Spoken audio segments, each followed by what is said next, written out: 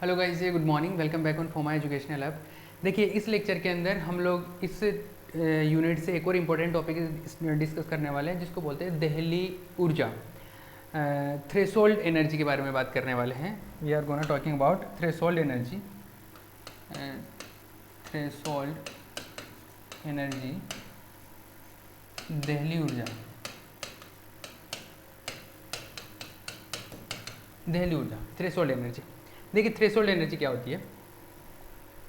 ऐसा है कि कोई एक रिएक्शन हो रही है, जैसे मान लो कोई यहाँ पर कोई पार्टिकल है, बी पार्टिकल है कोई एम मास का। जैसे न्यूक्लियर रिएक्शन होती है ना, न्यूक्लियर रिएक्शन में क्या होता है कि एक कोई नाभिक है, मान लो कोई न्यूक्लियस है, उस पर कोई न्यूट्रॉन आता है और उस पर टक्कर करता है, कोलिजन करता है, और उससे कुछ रिएक्शन होती है और कुछ प्रोडक्ट बन जाता है। ऐसा होता है, ठीक है। तो यहाँ से क्या होता है, जैसे मान लो कि यहाँ से कोई ए पार्टिकल आ रहा है, ठीक है, इधर से ए पार्टिकल है और आके मान लो ये न्यूट्रॉन है और इस पे बी पे आके टक्कर कर गया, यहाँ पे कोलिजन करता है, उससे क्या हो गया, कुछ प्रोडक्ट बन गया, सी प्लस डी कुछ नए प्रोडक्ट बन गए। सपोज ये क्या हो गया, प्रोडक्ट हो गया, एक तरीके से उत्पाद, उत्पाद बोलते हैं इसको। ये रिएक्टर हो गया, इसको बोलते हैं प्रक्षेपण, मतलब जो प्रोजेक्टाइल पार्टिकल है ना, जिसको प्रोजेक्ट किया गया है, प्रोजेक्टाइल पार्टिकल, जिससे टक्कर की गई है, ठीक है। और ये है जिस पे जो रिएक्शन कर रहा है, मतलब अभिकारक बोलते हैं, आई थिंक इसको हिंदी में रिएक्टर मान लो इसको, रिएक्टर जो रिएक्ट कर रहा है, ठीक है। तो ये एक पार्टिकल आया और इससे टकराया, उससे कुछ न्यूक्लियर रिएक्शन हुई, कुछ नाभिकीय अभिक्रिया हुई और C प्लस डी नया प्रोडक्ट बन गया, ये हुआ। अब इस रिएक्शन को होने के लिए ये जो न्यूट्रॉन है ना, मतलब ये जो पार्टिकल आया है, मैं न्यूट्रॉन का तो एग्जांपल ले रहा हूँ, बाकी यहाँ पे कुछ भी हो सकता है। ये जो पार्टिकल आया है, इस पार्टिकल के पास में कुछ ना कुछ एनर्जी होनी चाहिए, मिनिमम काइनेटिक एनर्जी, न्यूनतम इसके पास में कुछ ना कुछ गतिज ऊर्जा होनी चाहिए कि इतनी तेज आ रहा है ना, तब जाके इससे टकराए ना, तब ये रिएक्शन होगी और ये उत्पाद बनेगा। तो इसके पास में कुछ ना कुछ मिनिमम काइनेटिक एनर्जी तो होनी चाहिए। अब वो मिनिमम, क्योंकि ये जैसे ये रखा हुआ है, ये भी रखा हुआ है, ऐसे तो रिएक्शन कर नहीं रहे, ये कुछ स्पीड से आएगा, इसको टक्कर करके कुछ इसको रिएक्शन को चालू करेगा। तो इनिशिएट करने के लिए इसके पास मिनिमम कुछ एनर्जी होना चाहिए। तो that minimum required energy is known as threshold energy. वो जो न्यूनतम ऊर्जा है जिससे अभिक्रिया हो सकती है, उस न्यूनतम ऊर्जा को बोलते हैं दहली ऊर्जा। The minimum required energy to complete और to happen this particular reaction is known as threshold energy. इसको थ्रेशोल्ड एनर्जी या दहली ऊर्जा बोलते हैं लोग, ठीक है। तो इसका वो न्यूनतम एनर्जी जो है, मिनिमम काइनेटिक एनर्जी, वो कितना होना चाहिए उसकी बात करेंगे, उसको कैलकुलेट करेंगे लास्ट के अंदर, ठीक है। इसको बोलते हैं थ्रेशोल्ड, टी एच मतलब थ्रेशोल्ड, टी मतलब काइनेटिक एनर्जी को बोल रहा है और टी एच मतलब threshold. Threshold kinetic energy calculate करनी है अपने को, क्लियर है। तो चलो इस रिएक्शन को हम लोग स्टडी करते हैं, कैसा क्या है। क्या माना हमने ये बोला कि ए प्लस बी, ये तो रुका हुआ था, ये स्थिर है, ठीक है, स्टार्टिंग में ये रुका हुआ, ठीक है। ये आ रहा है इधर से, इसके पास में कुछ काइनेटिक एनर्जी भी होगी और नए प्रोडक्ट बने C प्लस डी। इसको पहला पार्टिकल मान लो, इसको दूसरा मान लो, इसको तीसरा मान लो, इसको चौथा मान लो, क्लियर है। चलिए हम लोग 4 मोमेंटम के बारे में बात करते हैं, चतुर्विम संवेग के बारे में बात करते हैं। सबसे पहले इसके बारे में बात करते हैं। हम लोग ये सारी घटनाएं देख रहे हैं ना, ये सारी सिचुएशन देख रहे हैं, वो 2 फ्रेम में देखेंगे। एक तो सेंटर ऑफ मास फ्रेम में, द्रव्यमान केंद्र में, एक लैब फ्रेम में, प्रयोगशाला निर्देश तंत्र में। तो सबसे पहले हम लोग प्रयोगशाला निर्देश तंत्र की बात करते हैं। प्रयोगशाला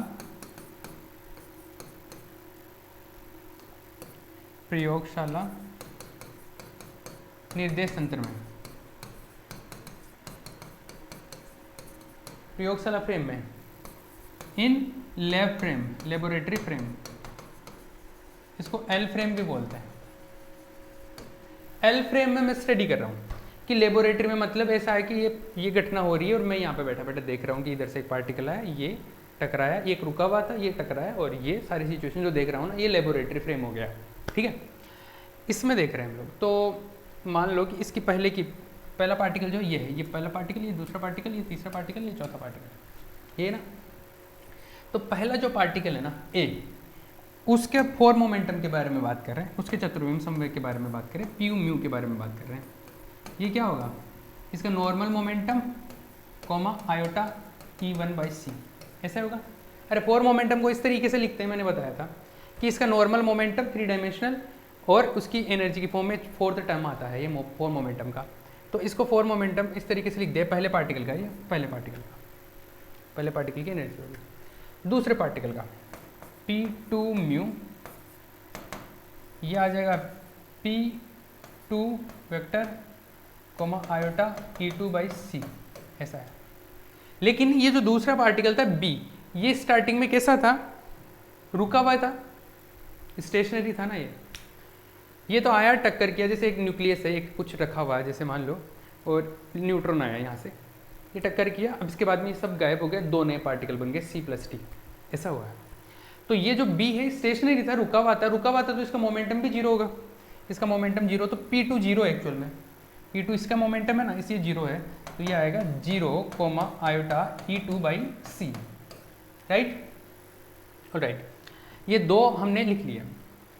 अब देखो टोटल मोमेंटम क्या होगा, पहले स्टार्टिंग की बात करें तो पहले टोटल मोमेंटम P म्यू लिख लेता हूँ इसको, टोटल मोमेंटम P1 म्यू पहले पार्टिकल का और दूसरे पार्टिकल का, यही होगा। कोलिजन से पहले की बात कर रहे हैं हम लोग, तो ये टोटल मोमेंटम, दोनों को ऐड कर दो, इसको और इसको ऐड कर दो।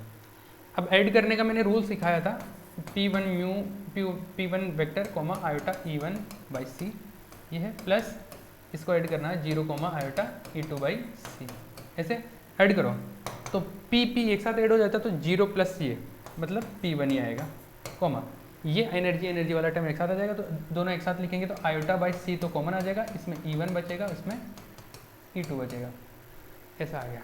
ये लेफ्ट फ्रेम में, L फ्रेम में मोमेंटम आ गया, total momentum in left frame, total momentum left frame. इतनी बात समझ में क्लियर है। अब ये सारी सिचुएशन में सी फ्रेम में कैलकुलेट करूंगा। सी फ्रेम मतलब सेंटर ऑफ मास फ्रेम। देखो कैसे, ये सारी सिचुएशन a प्लस बी का c प्लस डी बन गया, ये 1 2 3 4। अब मैं सेंटर ऑफ मास फ्रेम में बात करूंगा। लेफ्ट फ्रेम में हम लोगों ने जैसे पी म्यू से लिख दिया, तो सेंटर ऑफ मास में आप डेज से लिख दो सबको, ठीक है। सेंटर ऑफ मास फ्रेम की एक मैंने बताया था पहले कि सेंटर ऑफ मास फ्रेम में क्या होता है, सेंटर ऑफ मास फ्रेम में जो टोटल मोमेंटम होता है ना वो जीरो होता है, ये खासियत होती है द्रव्यमान केंद्र निर्देश तंत्र की। तो ऐसा है, जैसे ये है, इसका मोमेंटम जो है वो P1 म्यू डैश मान लो, ठीक, डैश मतलब सी फ्रेम में, सेंटर ऑफ मास फ्रेम में, सी निर्देश तंत्र में, द्रव्यमान केंद्र निर्देश तंत्र में,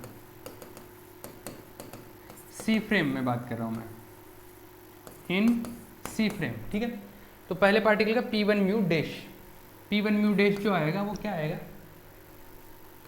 पहले पार्टिकल का P1 म्यू डैश जो आने वाला है वो है कि इसको ऐसे लिख दो, P1 dash comma iota E1 dash by C, dash से लिखती है, मतलब डैश का मतलब हो गया कि सी फ्रेम में बात कर रहे हैं हम लोग, ठीक है। P2 म्यू डैश दूसरे पार्टिकल का, बी पार्टिकल का, इसका आ जाएगा P2 dash comma iota E2 dash by C, ठीक है। इन दोनों को ऐड कर दो तो सेंटर ऑफ मास फ्रेम में क्या हो जाएगा, दोनों मोमेंटम ऐड हो जाएंगे। तो total momentum centre of mass frame में क्या आएगा, P1 mu dash P2 mu dash, दोनों को ऐड कर दो, इन दोनों को ऐड करो तो ये दोनों एक साथ ऐड हो जाएंगे, P1 dash vector plus P2 dash vector और कोमा ये दोनों एक साथ ऐड हो जाएंगे, iota E1 dash plus E2 dash by c. अब देखिए जो लेफ्ट फ्रेम था, लेफ्ट फ्रेम में सेकंड वाला पार्टिकल, ये बी पार्टिकल कैसा था, स्थिर था, रुका हुआ था। जैसे मतलब मैं देख रहा हूँ एक पार्टिकल रखा हुआ है, एक पार्टिकल आके टक्कर कर रहा है, तो मैं जब देख रहा हूँ तो मैं तो लेफ्ट फ्रेम में हूँ, तो मुझे ये पार्टिकल स्थिर दिखाई देगा, रुका हुआ दिखाई देगा। लेकिन लेबोरेटरी फ्रेम की जब बात करूंगा, sorry centre of mass frame की, द्रव्यमान केंद्र की, तो द्रव्यमान केंद्र जो होगा इन दोनों पार्टिकल के बीच में रहेगा। जैसे एक पार्टिकल यहाँ पे है, एक पार्टिकल इधर से आ रहा है, ये ए पार्टिकल इधर से आ रहा है, ये बी पार्टिकल इधर है, तो सेंटर ऑफ मास भी मूव करेगा। द्रव्यमान केंद्र है वो क्या होता है, मूव करता रहता है, तो वो भी मान लो कि मूव करेगा, इधर चलता रहेगा, तो सेंटर ऑफ मास मूव करेगा। तो सेंटर ऑफ मास खुद गतिशील है, खुद मूविंग है। द्रव्यमान केंद्र समझते हो ना, इन दोनों के बीच में एक ऐसा पॉइंट जिससे हम लोग पूरे सिस्टम को एक साथ स्टडी कर सके, जिसको ध्यान में रखते हुए, वो होता है सेंटर ऑफ मास, द्रव्यमान केंद्र। तो ये जब मूव कर रहा है तो सेंटर ऑफ मास भी मूव करेगा, और सेंटर ऑफ मास मूव करेगा, इसका मतलब उसके लिए ए और बी पार्टिकल दोनों गतिशील दिखाई देंगे, दोनों मूविंग दिखाई देंगे, मतलब उसके लिए बी पार्टिकल रुका हुआ नहीं रहेगा। इसलिए दूसरे पार्टिकल बी पार्टिकल के सेंटर ऑफ मास में ये जीरो नहीं हुआ। पहले जब किया था लेफ्ट फ्रेम में P2 जो था वो जीरो हो गया था, बी पार्टिकल का जो मोमेंटम था, लेकिन सेंटर ऑफ मास फ्रेम में ये जीरो नहीं होगा। तो ये जीरो नहीं होगा, चलो ठीक है, लेकिन सेंटर ऑफ मास फ्रेम में दूसरी चीज होती है, सेंटर ऑफ मास फ्रेम में जो टोटल मोमेंटम होता है ना वो जीरो होता है, अनटिल अनलेस जो एक्सटर्नल फोर्स उस पर अप्लाई नहीं करें हम लोग। तो इस पर कोई बाहर से बल लगाया नहीं हमने, एक्सटर्नल फोर्स में कितना है, जीरो है। तो एक्सटर्नल फोर्स जीरो होता है तो न्यूटन का सेकंड लॉ से हम लोग क्या जानते हैं कि मोमेंटम जो है वो कंजर्व रहता है, मतलब जितना पहले था बाद में भी उतना ही रहता है। तो मोमेंटम क्या रहेगा, जीरो रहेगा, ठीक है। तो मोमेंटम जो है टोटल मोमेंटम जीरो रहना चाहिए, तो टोटल मोमेंटम ये हो गया P1 dash plus P2 dash जो है ये टोटल जीरो रहेगा सेंटर ऑफ मास फ्रेम में। इन सेंटर ऑफ मास फ्रेम द्रव्यमान केंद्र निर्देश तंत्र में ये क्या रहेगा, जीरो रहेगा, निर्देश तंत्र में ये जीरो होगा, ये जीरो होगा। तो P mu dash equal to क्या होने वाला है, ये जीरो हो जाएगा, तो ये बचेगा iota E1 dash plus E2 dash by सी।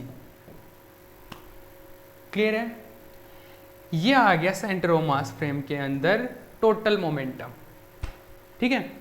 और सेंटर ऑफ मास फ्रेम में तो ये आ गया, लेफ्ट फ्रेम में जो टोटल मोमेंटम था, लेफ्ट फ्रेम के अंदर जो टोटल मोमेंटम था वो ये था, ठीक है। तो दो फ्रेम में बात कर रहे हैं, एक इसमें एक सेंटर ऑफ मास फ्रेम में। अब देखो दोनों फ्रेम में हमने बात कर ली, और दोनों फ्रेम में बात करने के बाद में हमारे को रिजल्ट मिल गए कि एक फ्रेम में टोटल मोमेंटम ये, एक फ्रेम में टोटल मोमेंटम ये है। हम लोगों ने एक और चीज़ पढ़ी थी कि जो मोमेंटम होता है P म्यू, जैसे इसको टोटल मोमेंटम ये एक तरीके से है, तो जो टोटल मोमेंटम है उसका स्क्वायर जो है और P म्यू डैश का स्क्वायर किसी भी फ्रेम में वो दोनों बराबर होते हैं। एक फ्रेम में टोटल मोमेंटम का स्क्वायर और दूसरे फ्रेम में टोटल फोर मोमेंटम का स्क्वायर जो होता है वो क्या होता है, बराबर होता है।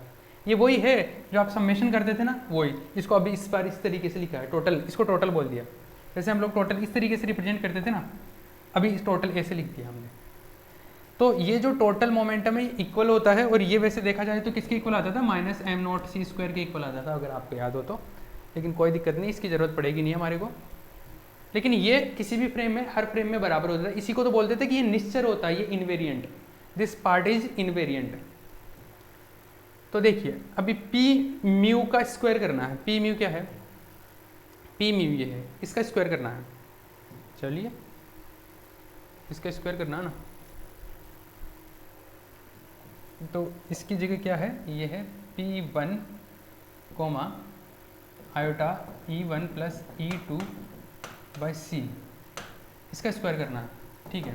और P म्यू डैश का स्क्वायर करना है, P म्यू डैश का इसका स्क्वायर करना है, मतलब 0 comma iota E1 dash plus E2 dash का अपॉन सी, इसका होल स्क्वायर करना है, ठीक है।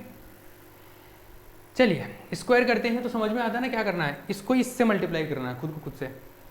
तो इसमें इसका स्क्वायर हो जाएगा, मतलब क्या है, ऐसा करते हैं, स्क्वायर करने पे ध्यान रखो, iota E1 plus E2 by c dot P1 comma iota E1 plus E2 by c, ये खुद को खुद से मल्टीप्लाई कर दिया। तो मैंने सिखाया था मल्टीप्लिकेशन, इसके अंदर P1 को P1 पे मतलब मोमेंटम वाले से एनर्जी वाले से हो जाएगा, ऐड कर दो दोनों को, P1 तो P1 स्क्वायर हो जाएगा, प्लस ये इसके साथ ऐड होगा तो आयोटा स्क्वायर होगा, E1 प्लस E2 का तो होल स्क्वायर हो जाएगा, और नीचे सी स्क्वायर हो जाएगा। आयोटा स्क्वायर -1 होता है तो इसको ये -1 हो जाएगा यहाँ से, ठीक है। इधर देखो, इसमें पहला, अब इस यहाँ पे जब स्क्वायर होगा तो क्या होगा, ये इसके साथ ही मल्टीप्लाई होगा और ये इसके साथ ही, तो ये तो जीरो हो जाएगा, ये केवल एनर्जी वाला है। तो ये खुद के साथ मल्टीप्लाई होगा तो मतलब इसका स्क्वायर हो जाएगा, इसका स्क्वायर होगा तो आयोटा का स्क्वायर तो माइनस हो गया, -1 और E1 dash plus E2 dash का होल स्क्वायर अपॉन सी स्क्वायर। ठीक है, चलिए ये मिला अपने को जो भी है। अब हम लोग काम करते हैं सी स्क्वायर से मल्टीप्लाई कर देते हैं इसको। दो चीज़ें करते हैं यहाँ पे, एक तो सी स्क्वायर से मल्टीप्लाई करेंगे तो ये हो जाएगा P1 स्क्वायर सी स्क्वायर, यहाँ से सी स्क्वायर कैंसिल आउट हो जाएगा तो ये E1 प्लस E2 का होल स्क्वायर आ जाएगा, और यहाँ से सी स्क्वायर से मल्टीप्लाई करेंगे तो कैंसिल आउट हो जाएगा E1 dash plus E2 dash का स्क्वायर हो जाएगा। ठीक है, एक काम और करते हैं यहाँ पे हम लोग, जो E1 dash plus E2 dash है उसको हम लोग टोटल एनर्जी E डैश लिख लेते हैं। E1 dash plus E2 dash है वो टोटल एनर्जी है, वो E डैश लिख लेते हैं। तो E डैश लिख लिया उसको, तो ये बच गया P1 square c square minus E1 plus E2 का whole square equal to minus E dash का स्क्वायर। ठीक है, क्लियर। अब देखो इसको इधर ले आओ ताकि पॉजिटिव आ जाए, इनको इधर ले जाओ, उधर ले जाओ, तो E1 डैश का स्क्वायर ये आ जाएंगे इधर, तो E1 प्लस E2 का whole square minus P1 square c square. ठीक है, अब चलिए E1 डैश का स्क्वायर, इसका स्क्वायर करो, E1 square plus E2 square plus 2E1 E2 minus P1 square c square. ठीक है, चलिए जो भी है। अबे हम एक काम करते हैं, देखो टोटल एनर्जी को हम लोग इस तरीके से भी लिखते हैं। कैसे? टोटल एनर्जी को हम लोग ऐसे लिखते हैं, E square equal to P c का whole square plus mass rest mass into c square का होल स्क्वायर। ऐसे लिखते हैं ना, किसी भी पार्टिकल की टोटल एनर्जी को इस तरीके से लिखा जाता है, ये पढ़ा हमने। अब मैं अगर मान लो पहले पार्टिकल की बात करूँ, पहले पार्टिकल की, तो यहाँ पे आ जाएगा 1, जो मोमेंटम है वो भी 1 आ जाएगा। पहले पार्टिकल का रेस्ट मास है उसको m1 लिख देता हूँ, कोई प्रॉब्लम नहीं, सिंपल सा है। दूसरे पार्टिकल के लिए करूँ तो दूसरे पार्टिकल के लिए बस इसकी जगह क्या आ जाएगा, 2 आ जाएगा। लेकिन दूसरे पार्टिकल का जो मोमेंटम था P2 वो क्या था, 0 था। 0 था तो ये E2 स्क्वायर क्या आ गया, ये तो 0 हो गया, ये आ गया m2 सी स्क्वायर का होल स्क्वायर। ठीक है, सही है, दोनों का वैल्यू पुट कर दो। ये आ गया E1 डैश का square, E1 square will be this one, P1 सी का whole square plus m1 C square का होल स्क्वायर। ये E1 स्क्वायर का E2 स्क्वायर का वैल्यू ये है, m2 सी स्क्वायर का होल स्क्वायर। फिर आगे प्लस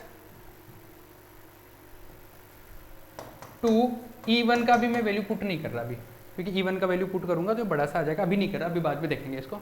E2 का वैल्यू छोटा है तो ये रख दो, m2 सी स्क्वायर का होल स्क्वायर। E2 का है तो ये रूट हट जाएगा, सॉरी E2 का वैल्यू आएगा तो ये रूट हट जाएगा, है ना, तो यहाँ पर भी स्क्वायर नहीं आएगा, तो ये रूट से सॉरी स्क्वायर से स्क्वायर कैंसिल आउट हो जाएगा, E2 का वैल्यू मिल जाएगा minus P1 square c square.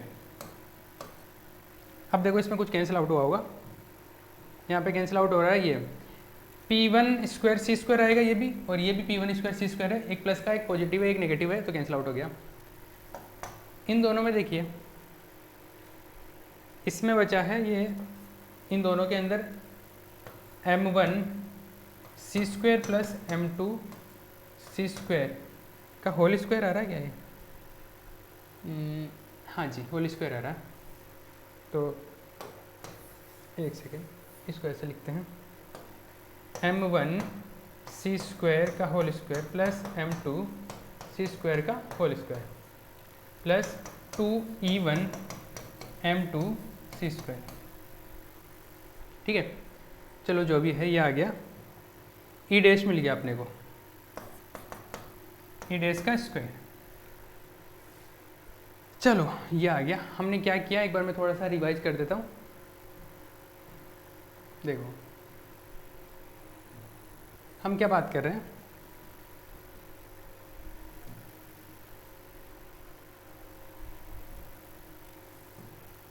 हम लोग ये बात कर रहे हैं कि दहली ऊर्जा के बारे में बात कर रहे हैं, थ्रेशोल्ड एनर्जी के बारे में। और थ्रेशोल्ड एनर्जी क्या होता है, कोई भी रिएक्शन चालू कर दे उसके लिए जो मिनिमम एनर्जी है, जो प्रोजेक्टाइल पार्टिकल है, जो यहाँ से जो पार्टिकल आ रहा है उसकी जो मिनिमम एनर्जी कितनी होनी चाहिए, वो जो मिनिमम एनर्जी होगी जो इसको जो रिएक्शन को स्टार्ट कर दे, तो वो एनर्जी को बोलते हैं हम लोग क्या, दहली ऊर्जा या थ्रेशोल्ड एनर्जी। तो वो कितनी है वो कैलकुलेट करना है। तो उसके लिए हम लोग एक काम करते हैं, तो लेब फ्रेम में हम लोग कैलकुलेट करते हैं, सेंट्रोमास फ्रेम में, एक द्रव्यमान केंद्र निर्देश तंत्र में, एक प्रयोगशाला निर्देश तंत्र में। तो दोनों में हमने क्या किया, टोटल मोमेंटम कैलकुलेट किया। ये लेब फ्रेम में आ गया, ये सेंट्रोमास फ्रेम में आ गया।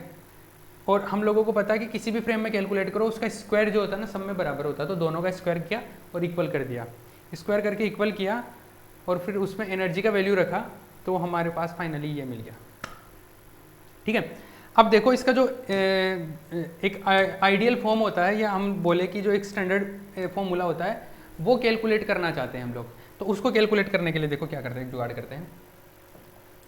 एनर्जी जो होती है, टोटल एनर्जी, उसको हम लोग ऐसे भी लिखते हैं, जैसे किसी की भी टोटल एनर्जी निकालनी है तो वो क्या करते हैं, हम लोग उसको ऐसे लिख सकते हैं, कैसे, उसकी रेस्ट मास एनर्जी प्लस उसकी काइनेटिक एनर्जी, मतलब उसकी विराम द्रव्यमान ऊर्जा प्लस काइनेटिक एनर्जी। तो विराम द्रव्यमान ऊर्जा तो ऐसे आती है mc² और काइनेटिक एनर्जी को लिख दियो, चलो सपोज T1। ये काइनेटिक एनर्जी प्लस उसके जो मास के रूप में जो उसकी एनर्जी है ना, उसके मतलब कोई भी पार्टिकल जब रुका हुआ रहता है तब भी उसके अंदर द्रव्यमान रहता है, और द्रव्यमान में भी ऊर्जा होती है, रेस्ट मास में भी एनर्जी होती है। तो उसकी जो रेस्ट मास एनर्जी है उसको ऐड कर दो प्लस काइनेटिक एनर्जी ऐड कर दोगे तो टोटल एनर्जी मिल जाएगी। तो ये एक फॉर्मूला ऐसा भी होता है काइनेटिक एनर्जी टर्म में टोटल एनर्जी का। एक फॉर्मूला तो हमने ये पढ़ा ना एनर्जी का, E² वाला, ऐसा ये मोमेंटम के टर्म्स में आता है। एक दूसरा ये है कि rest mass energy plus kinetic energy, ये ऐसा। अब पहले पार्टिकल की लिखनी है तो पहले पार्टिकल का ऐसे कर लो, ठीक है। हमारे पास प्रोडक्ट भी है ना, प्रोडक्ट ऐसा बना, प्रोडक्ट बना, थर्ड और फोर्थ पार्टिकल बना, C और D है ना। मैं थर्ड और फोर्थ पार्टिकल की बात कर रहा हूँ। थर्ड और फोर्थ पार्टिकल की देखो एनर्जी, थर्ड पार्टिकल की एनर्जी आएगी E3 लिख दो, उसकी मास आएगा उसका m3c² प्लस T3 आ जाएगा। फोर्थ पार्टिकल का जो आएगा E4 m4c² प्लस T4 ऐसा आएगा। क्लियर है? चलिए जो भी है हम एक काम करते हैं, प्रोडक्ट जो बना उसकी टोटल एनर्जी जो है वो क्या आएगी, प्रोडक्ट की टोटल एनर्जी, कुल उत्पाद की ऊर्जा,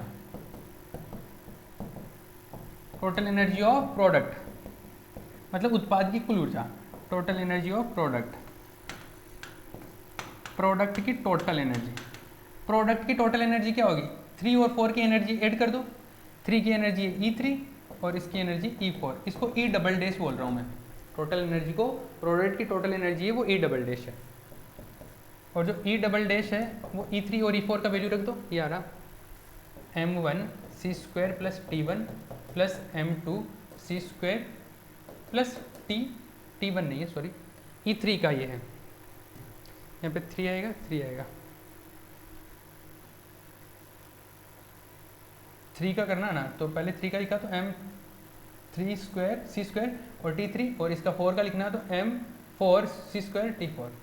यह आ गया प्रोडक्ट की टोटल एनर्जी। ये क्या था, E डैश स्क्वायर। मैं काम करूँ, अगर E डैश का इधर स्क्वायर हटा दूँ तो ये इधर क्या आ जाएगा, पावर हाफ आ जाएगा, 1/2 पावर आ जाएगा ना, इधर रूट लग गया मतलब। ये E डैश क्या था, ये टक्कर से पहले टोटल एनर्जी थी एक तरीके से, मतलब जो अपने पास में टक्कर से पहले जो भी पार्टिकल थे उनके टोटल एनर्जी थी। ये टक्कर के बाद में जो टोटल एनर्जी है, मतलब उत्पाद की टोटल एनर्जी है, वो रिएक्टर्स वो उनकी टोटल एनर्जी थी। तो ये रिएक्शन से पहले टोटल एनर्जी है, रिएक्शन के बाद में टोटल एनर्जी तो हमेशा कांस्टेंट रहती है। तो ई डैश और ई डबल डैश बराबर बराबर होंगे, तो ई डैश को ई डबल डैश के बराबर रख दो, तो क्या होने वाला है, ई डैश जो है वो ई डबल डैश के बराबर होने वाला है, या ई डबल डैश जो है वो ई डैश के बराबर होने वाला है। ये ई डबल डैश है ये, तो ई डबल डैश को लिखो यहाँ पे m3c² plus T3 plus m4c² plus T4, ई डैश का वैल्यू ये रहा m1c² m2c² m1c² का होल स्क्वायर प्लस m2c² का होल स्क्वायर प्लस 2e1